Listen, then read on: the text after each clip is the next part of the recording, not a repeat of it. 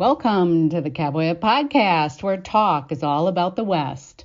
This episode is brought to you by White Stallion Ranch and produced by Cowboy Spirit USA. J.A. Jance was born in South Dakota, raised in Bisbee, Arizona, and attended the University of Arizona in Tucson. Now the New York Times bestselling author of 66 books. Yeah, you heard me right. 66 books plus one book of poetry. Jance saddles up to the ranch to chat with Russell and Alan about her newest mystery, Blessing of the Lost Girls.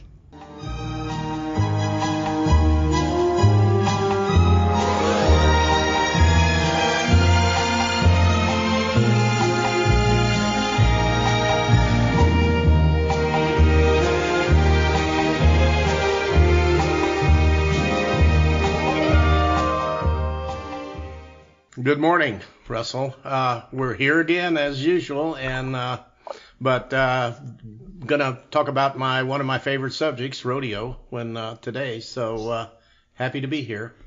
Yeah, well, of course, both of us in the Tucson area are familiar with the Tucson, which is one of the biggest rodeos, the Fiesta de los Vaqueros, and of course we've both been to the NFR National Finals Rodeo several times, and I remember you talking, I quote you on the Jake Barnes losing his thumb story, and you watching while he rode over and picked it up. Yeah. You cowboy tough, you said. So, you bet. So anyway, today joining us is, we're honored, best-selling author J.A. Jance. Her newest mystery, Blessing of the Lost Girls, just came out, and it features rodeo and Tucson. And how do you beat that? Rodeo, Tucson, J.A. Jance, all in one sentence? Yeah, I'm impressed. I love that. So J.A. Jance writes 4 series of novels and centering on retired Seattle Police Department Detective J.P. Beaumont, Arizona County Sheriff Joanna Brady, former Los Angeles news anchor turned mystery solver Ali Reynolds, and Blessing of the Lost Girls is a Brady and Walker Family crossover. And, of course, Ali Reynolds and the Walker family are set around the Tohono O'odham. Yes, the Walker families are set on and around the Tohono O'odham, where I was a K through 12 librarian for a number of years in the late 60s and early 70s. That's and as a librarian, I learned from Helen Renthal, my children's literature professor for my degree in library science, that storytelling was part of the librarian's job. I didn't know that up until I had that class. And so for 4.5 of the 5 years I was on the reservation, I told 26 stories a week in K through 12 classrooms. And that had to be fun. Well, it was fun. And the kids knew that when I came to their classrooms to visit, I was only there for fun. And on storytelling days, I often wore a bright green dress. I don't know if you remember the old Peter Pan peanut butter commercials. Look for me in my bright green dress. Well, that dress I wore on storytelling days was very much like that Peter Pan peanut butter bright green dress. I found out years later, decades later, from one of the kids I told stories to, who wrote to me after he started reading my mysteries, that when I was on the reservation, the kids called me the Jolly Green Giant because the dress, huh? Because I'm 6'1", so compared to them, I was very tall.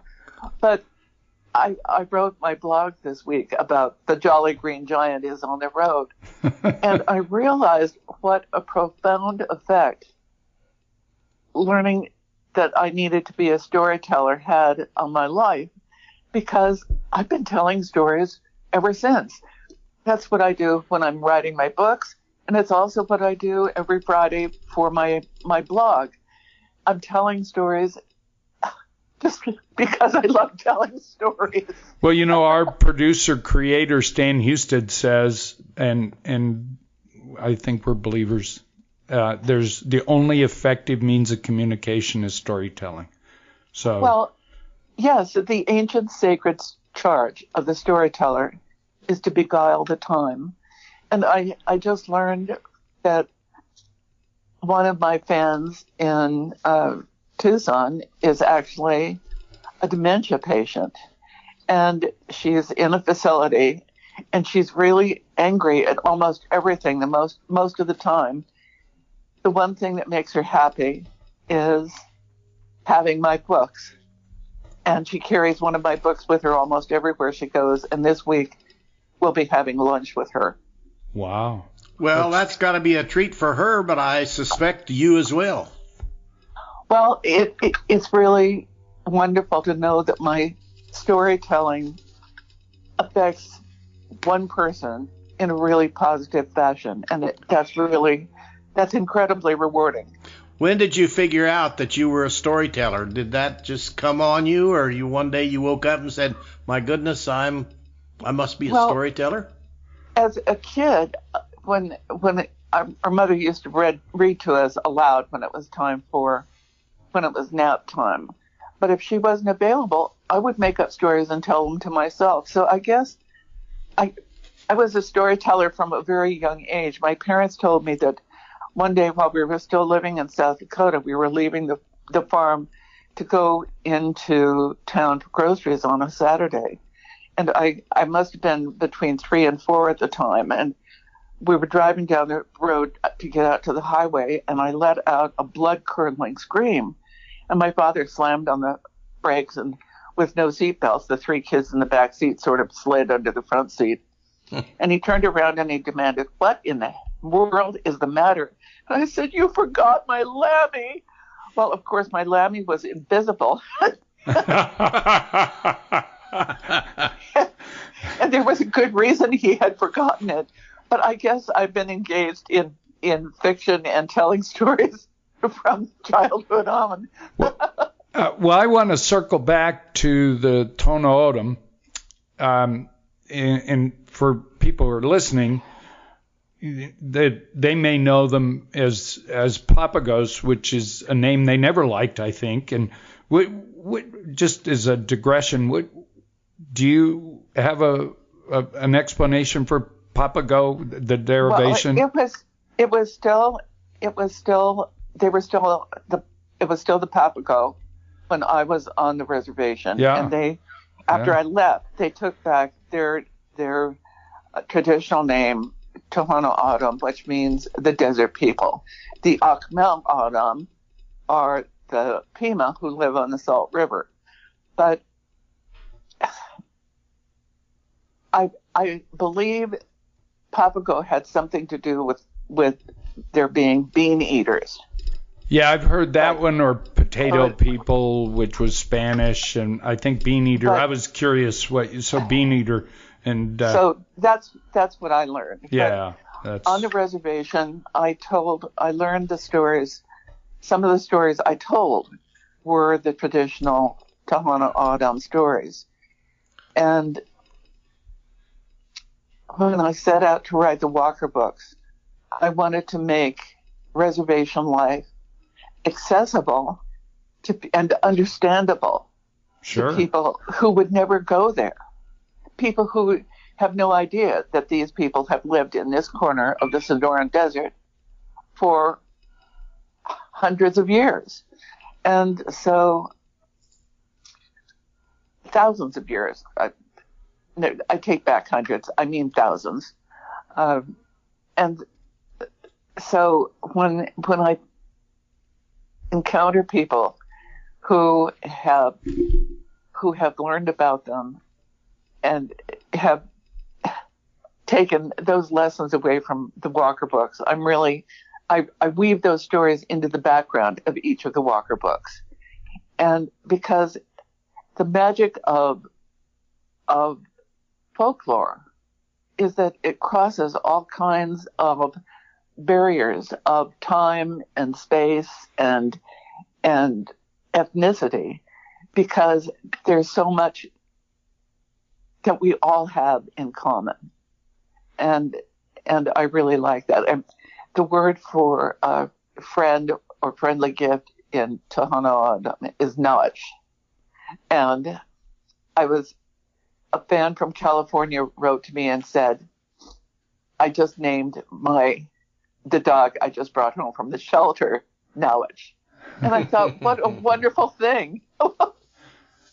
Well, and the Tohono O'odham's history is generally been a positive one with the Europeans who came in, and so it's a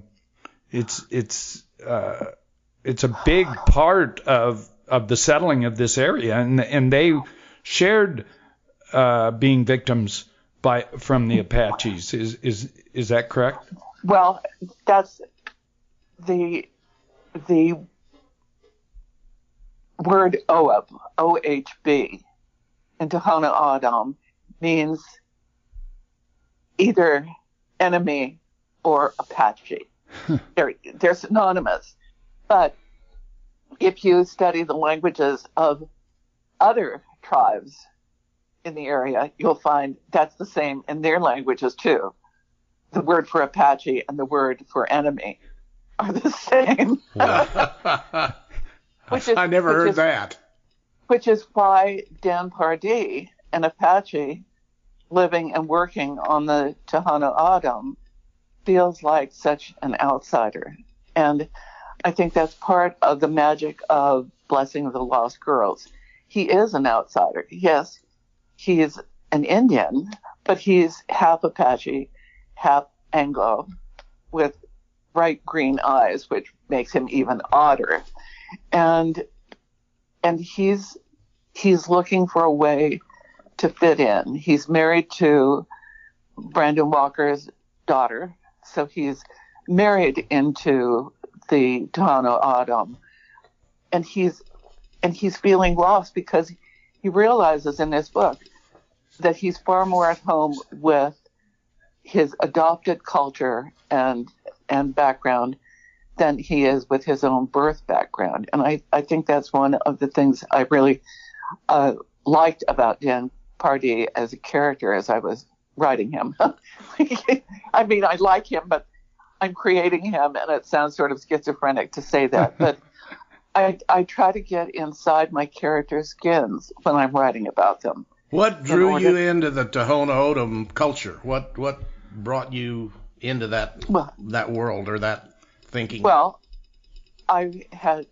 wasn't allowed in the creative writing program at the University of Arizona in 1964 because I was a girl. Wow. I married a man. The professor told me, and this is a direct quote, he said, "You're a girl." And I said, "So?" He said, "Girls become teachers or nurses, boys become writers," quote, unquote. Wow. So I became a teacher. I married a guy who was allowed in the creative writing program that was closed to me. He got a good grade in creative writing. He never published a single thing, not one. But he told me shortly after we married that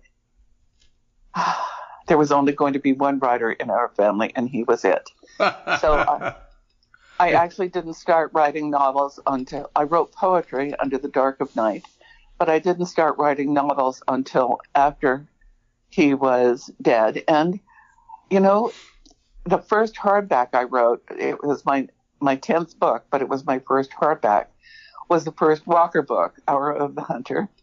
And strangely enough, it's the story of a woman who's a teacher on the reservation, but who really wanted to be a writer. She married a guy who was allowed in a creative writing program that was closed to her. He's dead at the beginning of the book.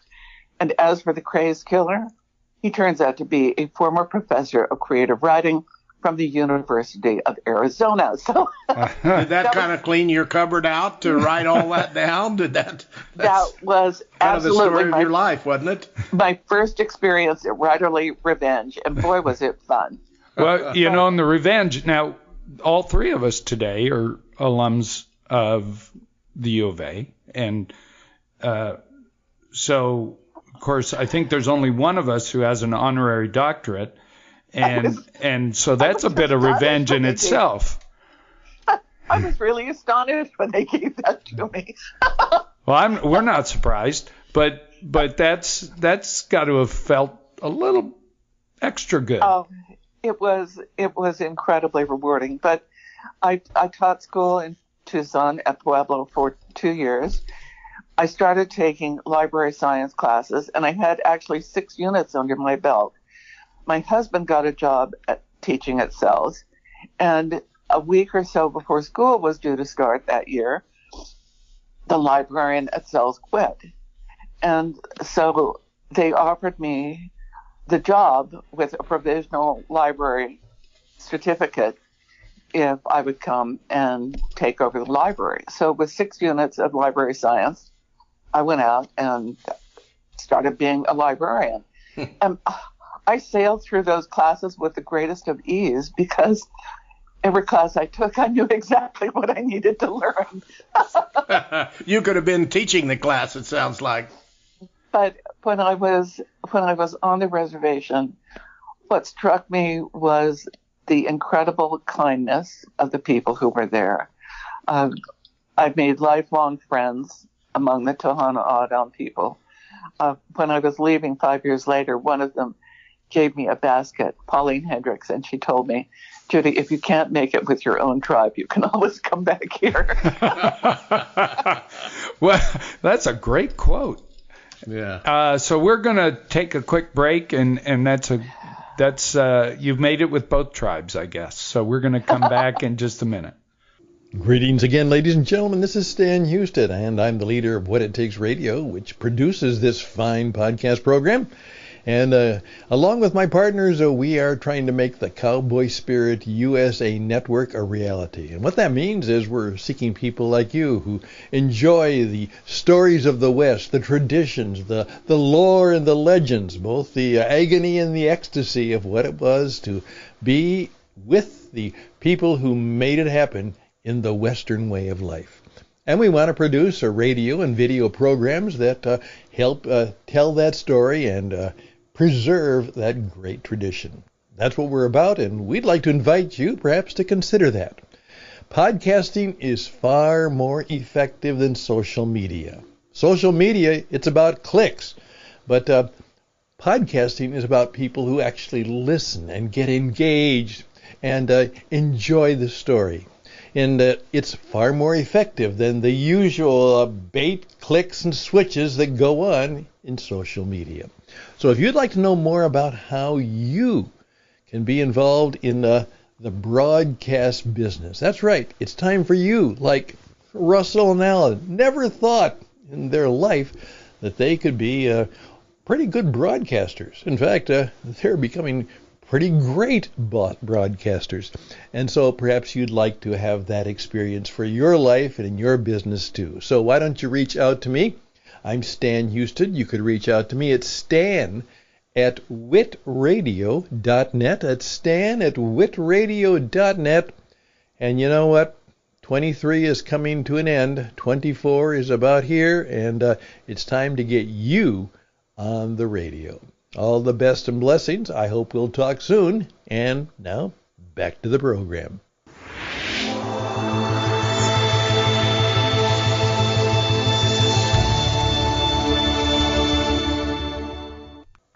Well, during commercial, we were talking about, we sort of went off script for a second, and you were telling us the greatest honor, literary. Well, I wrote the Walker family books, and I felt as though I had treated the Tohono O'odham with respect, their traditions, their customs, their way of being. But I didn't know how they felt about me. And then about 10 years ago, they invited me to come do an event at a tribal museum, and it was a cold March day.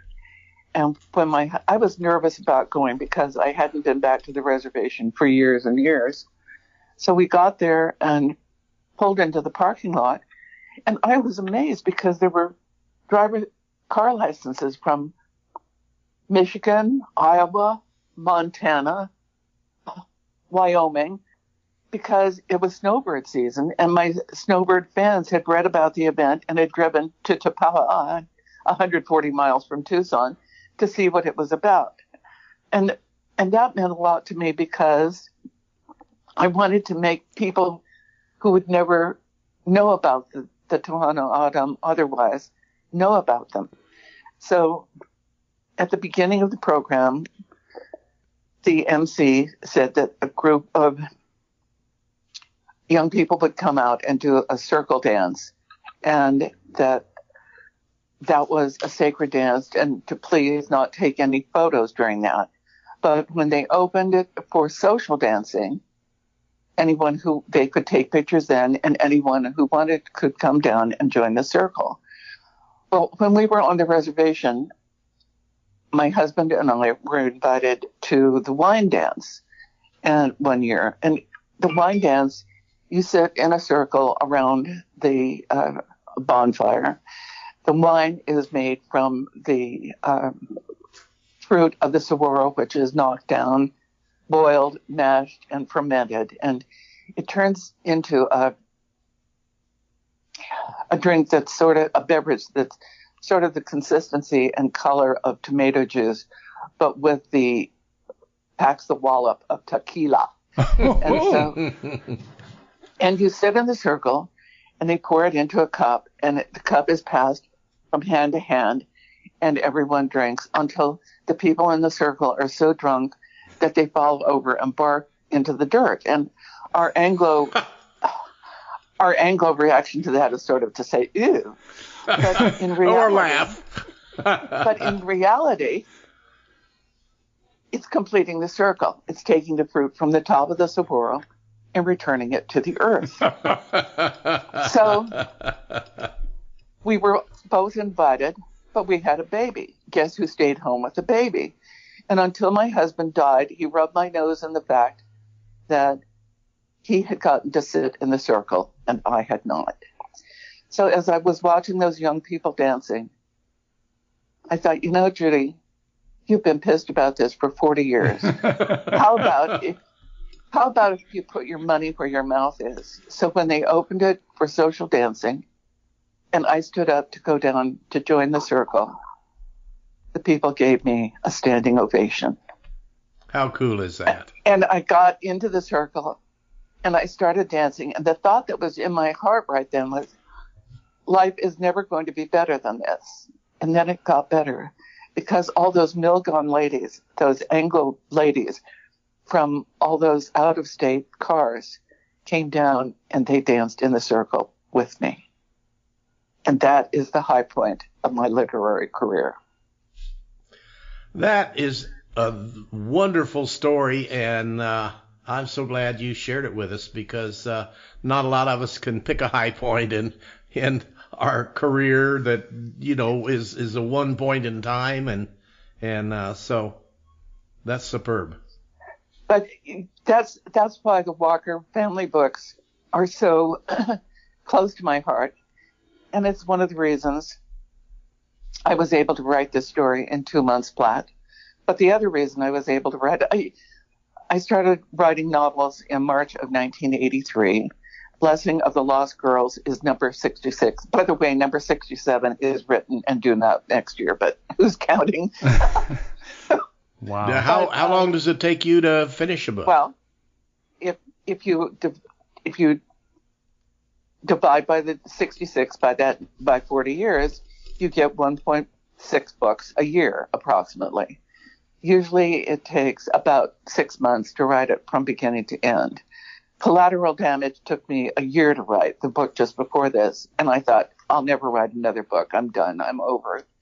And then when it came time to write this one, I wrote Blessing of the Lost Girls. In 2 months flat, my husband gave me the title. I had been looking for a title for 3 sleepless nights, and I asked him. He thought about a minute for about a minute and a half, and then he said, well, how about Blessing of the Lost Girls? I started writing the next morning, and that book was done in 2 months flat. But the reason the reason I wrote that book. I knew it was going to be a Walker book, but I was charged with writing that book by a man named James, a Rosebud Sioux, who became a fan while he was being treated for horrendous injuries he received at the hands of a guy called the Boxcar Killer.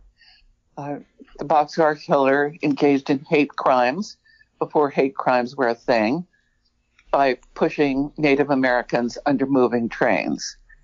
And he's actually serving life without parole in Wyoming on 5 homicide charges.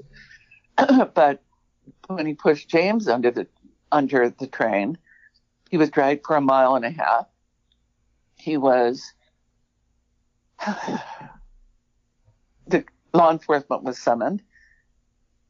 They pronounced him dead, zipped him into a body bag, sent him to the local morgue.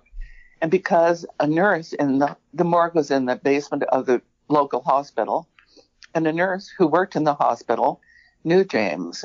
So when she got off shift, she went downstairs to wash his hair, James was a Rosebud Sioux. And when she went down to the basement and unzipped the body bag, his arm came out because he wasn't dead. That's an incredible story. So he went from the morgue to the OR for the first of countless operations it took to duct tape him back together. He came out a paraplegic. He lost the use of his right arm, had to learn to use his left. He had to relearn how to speak. He had to relearn how to read. And one of my friends, who is a great fan of my books, and especially of the Walker books, was a volunteer in a hospital where he spent many of his stays. So before he was able to read again, she went to his hospital rooms as a volunteer and read my stories to him. After he recovered enough to live on his own, he spent 20 years working with disaffected urban Native American youth in the Portland area. But shortly before his death in 2021, he called my friend Loretta and he said, "Tell your friend to write another Walker book. There aren't enough Indian heroes." He died 2 months later. He went back to the reservation, not in a casket, but wrapped in a buffalo robe. That story was, she told me that story when I was writing Collateral Damage. But I was raised by a mother. Evie Busk had raised 7 kids, cooked 3 meals a day for 9 people. And her rules were you have to eat a little bit of everything on your plate, and no dessert until you clean your plate. And so I've taken that admonition to my literary life in the following way. I'm not allowed to think about the next book until I finish the book I'm working on right now. So that seed for that story sat in the back of my head until I was done with Collateral Damage and could pick it up. And then once I started writing, once it started with the killer who stalks barrel racing young female barrel racers at rodeos all over the country. Once I had Charlie in my sights, that book came together. It just flowed out like water. I can't explain it. Writing that book was a wonderful experience. And when you meet a character in that book named John Wheeler, you will know that James told me there aren't enough Indian heroes, but now he is one. Well, that's an intriguing story you just told us. We're not normally speechless, but you've sort of done that. I was afraid we had been disconnected. No, you both of us had the same reaction. We couldn't open our mouth. You put us both in the back of our chairs. Yeah. I'm guessing then, as we try and regroup on our side here, Blessing of the Lost Girls, which is just come out, this is of 67 books, an important book 66. to you. 66 with one in the oven there. In the can. One in the can. And so Blessing of the Lost Girls, it's probably on your hit list. It means a lot, I'm betting. Well, there are times when I feel divine inspiration strikes. Another book where there was divine inspiration was when I was struggling to write another Beaumont book, Beaumont number 23. And I couldn't figure out what that book was going to be about. And then I remembered how old J.P. Beaumont was, because he's the same age I am. And I'm struggling right now because I'm trying to tell you about this book and I've forgotten the name of it. At this moment, the name of this book will not come into my head. But I ended up writing a book that took my character, J.P. Beaumont, and wove him together with a guy from Bisbee, Arizona, a guy named Doug Davis, who was the valedictorian of the class ahead of me at Bisbee High School. And he left Bisbee High School. He went to West Point, graduated from West Point. He went to Ranger School. He went from Ranger School to Vietnam, and he died in Vietnam at age 23, a couple of months prior to his 23rd birthday. So I wove Beau's history and Doug's real life history into a book called Second Watch. And again, that was a book that once I started it, it just came together. And I think there are pieces of divine inspiration that go into writing that they're sort of magic. I don't think you can teach magic in a creative writing class. Well, apparently you didn't need it. Yeah. How many of your books are inspired that way? Some of them do you struggle with, and some do they just flow for you, or? For the most part, they flow. I think that's because I am a natural storyteller. I don't outline. I hated outlining when I met it in Mrs. Watkins' 6th grade geography class. Nothing that has happened to me in the intervening decades has changed my mind about outlining. So I usually start with somebody dead or dying, and then I spend the rest of the time figuring out who did it and how come. In the case of Blessing, we start out meeting Charlie, and we already know he's the killer. But the question is, how are they going to figure out he's the killer? Because he looks like to be this perfectly harmless guy. And the only person in the neighborhood that really doesn't like him is the little dog that lives next door.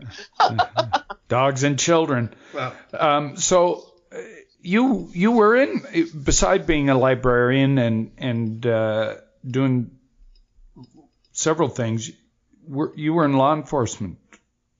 No, I've never been in law enforcement. You weren't. Okay. No, so never. all of this just from learning. Does that cause the need for a lot of research, or? Well, fortunately,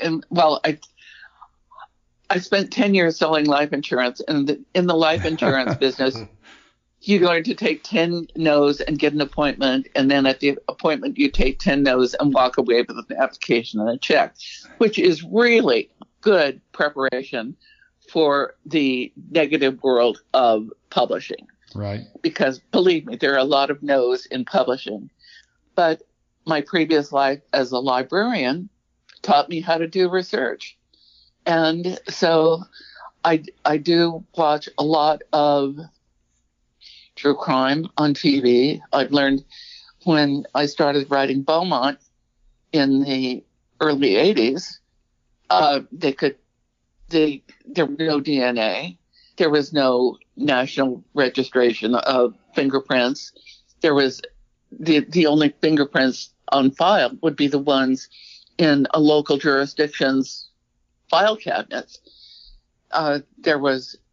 They could do blood typing, which was fine with excluding people from crime scenes, but it didn't do anything to tell who actually did it. And of course, there was none of the digital evidence that is so important these days. You know, people who are dumb enough to commit crimes by taking their smartphones along are really stupid. Yeah, it's amazing some of the ways these people incriminate themselves. So talking about the life insurance and the rejection, I think your first novel was Until Proven Guilty, 85. Yes, was that published. Was that a tough one to get over the finish line, or not? Well, did you have the rejection situation? It was tough. I spent 6 months trying to write that book, and I couldn't get it to go anywhere. So finally, in March of that year, I sent my 2 kids to Camp Orkila for spring break. And then I got on the train in Seattle to go to Portland to visit a friend from my days in the insurance business. And as the train pulled out, I got on the train with a stack of blue line notebooks and a fistful of ballpoint pens. And as the train pulled out of the King Street station, I thought, well, what would happen if I wrote this book through the detective's point of view? So I got out a pen, I got out a notebook, and I wrote, she might have been a cute kid once. That was hard to tell now. She was dead. Whew. And as soon as I wrote that, I was on the back of Magnolia Bluff. I was walking around the crime scene in J.P. Beaumont's shoes. I was seeing what he saw. I was hearing what he heard. I was hearing what he said, but I was also hearing what he was thinking. And for more than 40 years now, J.P. Beaumont and I have been author and character.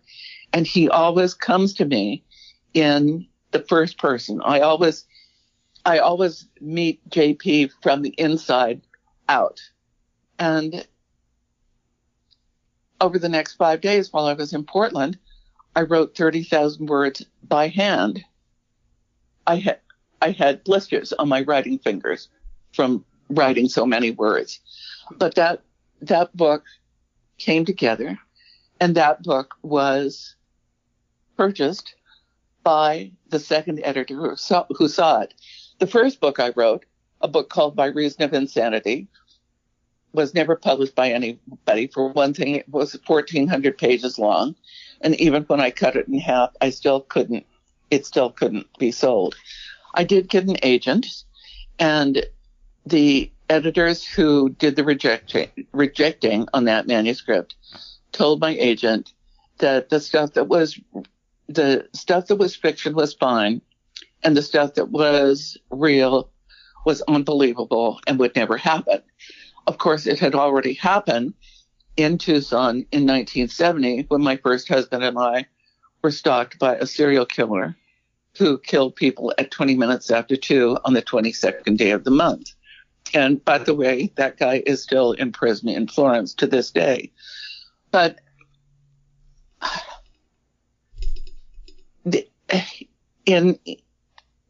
once I had Beau's first person persona, that book wrote itself. And by the way, the agent who didn't sell my first book, she's still my agent. I think a lot of beginning writers, if they get an agent and the agent can't sell their first manuscript, they fire the agent and keep the manuscript. I fired the manuscript and kept the agent. I like your thinking.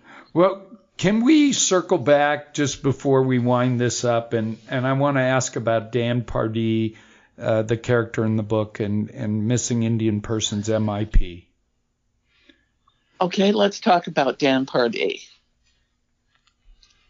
He is someone who was raised by his grandparents. His mother was murdered. His mother was full Apache who went to Hollywood expecting to be a star, and she ended up falling in love with this stunt man for Westerns, who is Dan Pardee's father.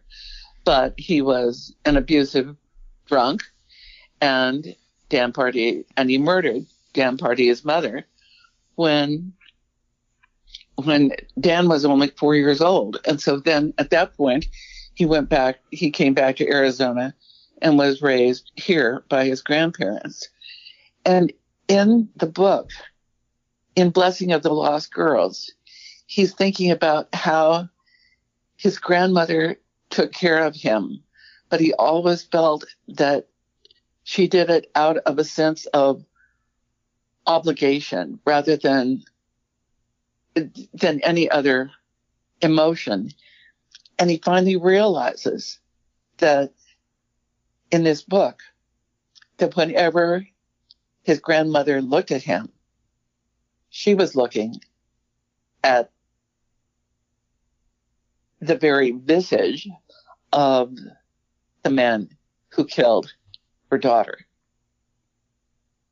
Wow. And so that when I'm writing along and a character suddenly has that kind of self-awareness, understanding, my characters figure it out about the same time I do. Well, self-awareness is a rare commodity, I think. But I love him on the drive when he goes. He has to go to Cochise County. He's working for MIP. It's a federal.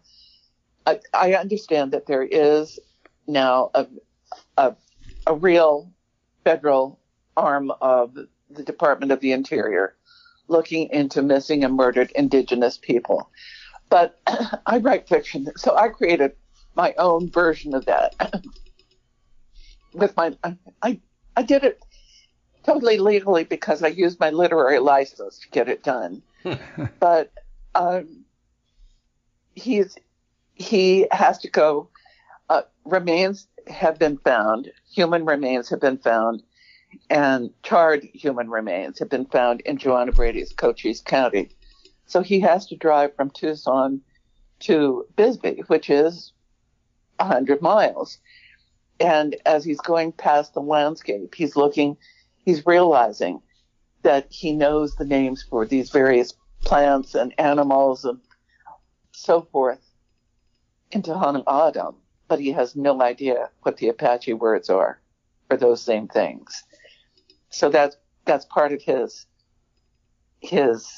outsiderness. But he encounters Joanna Brady, and she's a pretty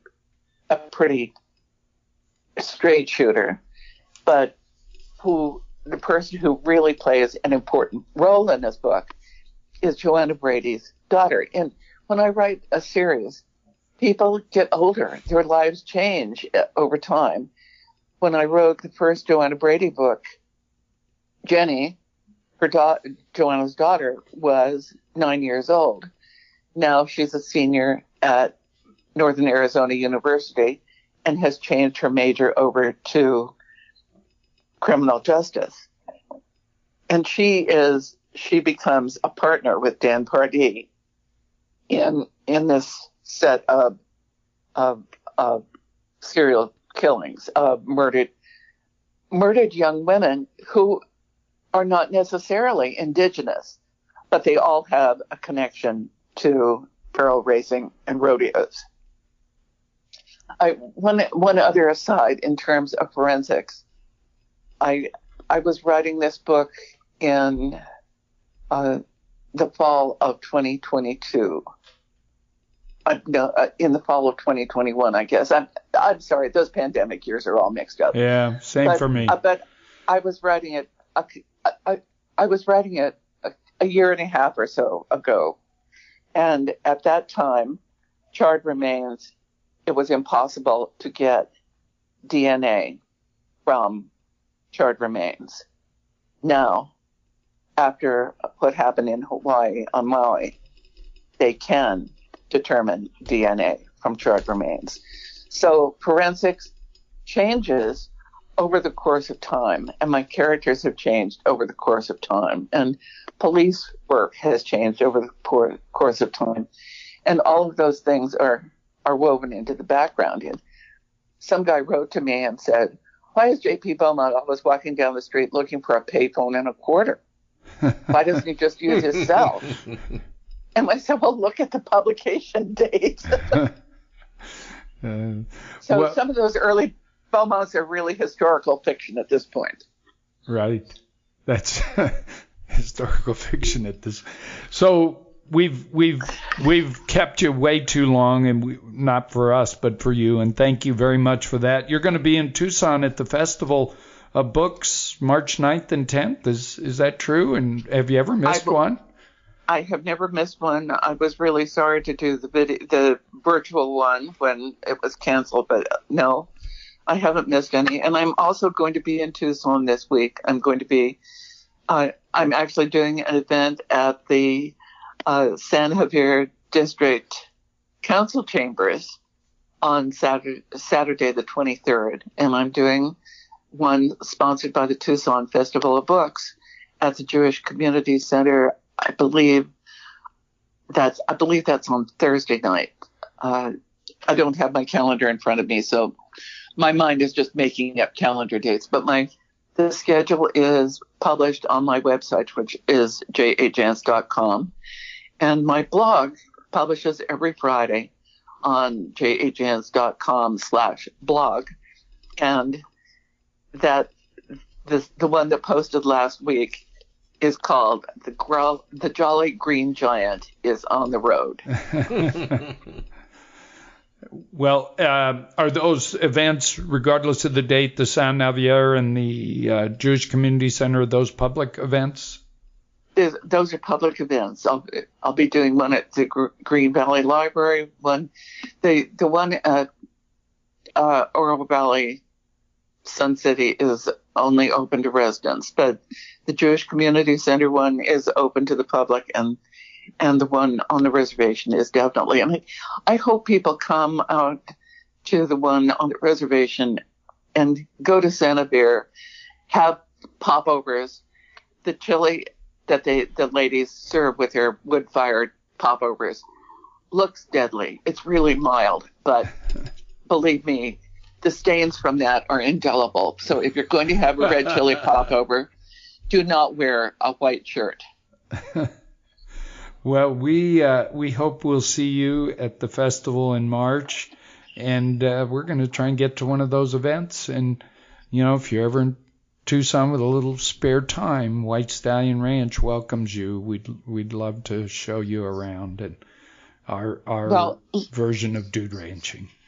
Let's stay in touch, and this has been a really fun interview, and I'm happy to join you anytime you want to have me. Well, thanks. As soon as you're available. Thank you so much for this time. It was huge fun. Thank you, and you'll send me a posting of when people can access it? Absolutely.